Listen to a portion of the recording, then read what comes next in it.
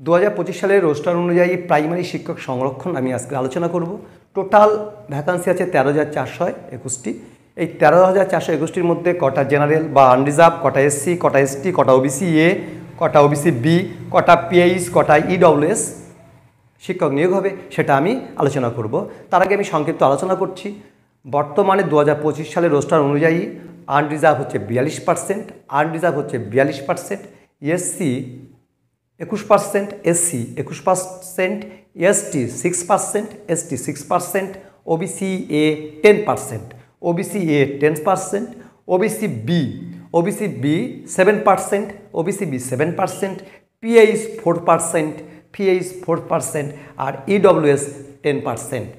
Unreserved আগে ছিল 55%, ইডব্লিউএসের ক্ষেত্রে 10% সংরক্ষণ হওয়ার ফলে আনরিজার্ভ হয়ে গেল 45%।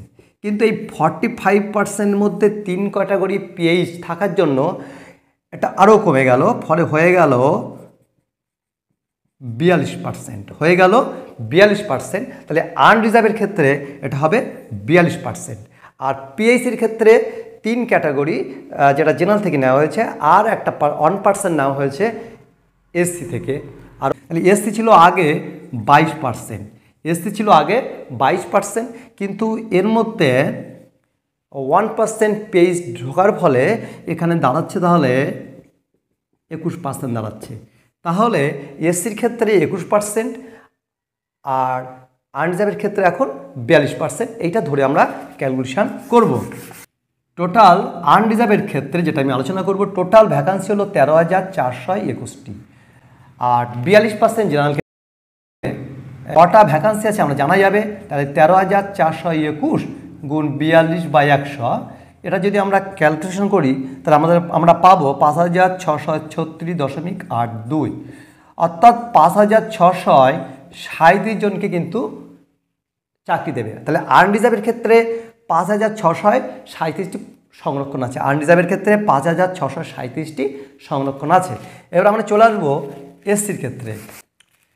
এসসির ক্ষেত্রে ঠিক আগের মতো টোটাল ভ্যাকান্সি হচ্ছে 13,421 আর এসসি হচ্ছে 21% হওয়ার ফলে যেটা দাঁড়াবে 13,421 গুণ 21/100 যদি ক্যালকুলেশন করা হয় তাহলে হবে 2,818.4, অর্থাৎ 2,818 জনকে নিয়োগ দেবে। তাহলে এসসি কটা ভ্যাকান্সি আছে? এসসি ভ্যাকান্সি আছে 2,818টি। এবার আমরা চলে আসবো এসটি। এখন এসটি ওখানে 6% সংরক্ষণ আছে।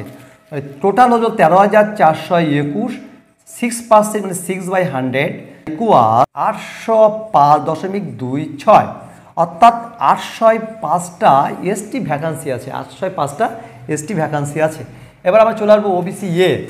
ওবিসি এর ক্ষেত্রে সকলে জানেন যে 10% ভ্যাকান্সি আছে। টোটাল ভ্যাকান্সি হলো 13,421, এর 10% অর্থাৎ 10/100 যদি ক্যালকুলেশন করা হয় তখন দাঁড়াবে 1342.1, অর্থাৎ 1,342 ওবিসি এর ক্ষেত্রে 1,342টি ভ্যাকান্সি আছে। কার ক্ষেত্রে? ওবিসি এর ক্ষেত্রে। এবার চলে আসবো আমরা ওবিসি বির ক্ষেত্রে।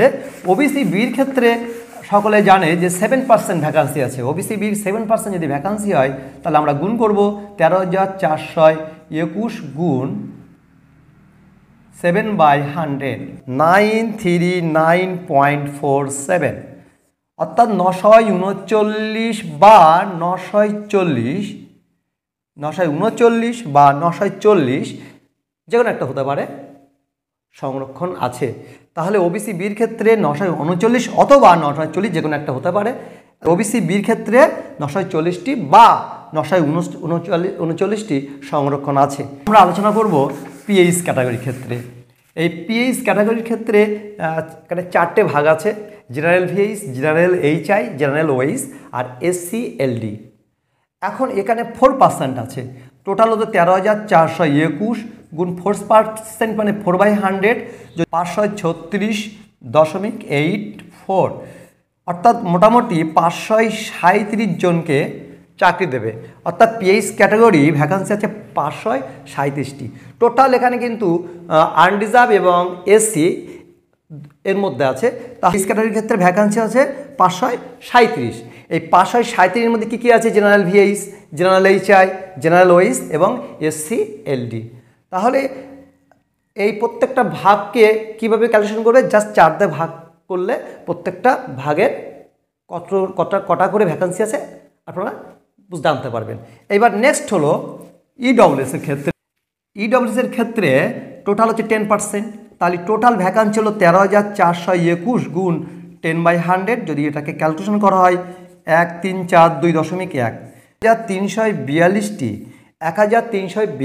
ইডব্লিউএস ভ্যাকান্সি আছে। এই হচ্ছে আমাদের ভ্যাকান্সি। পরবর্তী ভিডিওর জন্য অবশ্যই সাবস্ক্রাইব করে বেল আইকনটি অন করে রাখেন। আশা করি আপনারা ভালো আছেন। যারা ভিডিও দেখছেন তাদেরকে অসংখ্য ধন্যবাদ।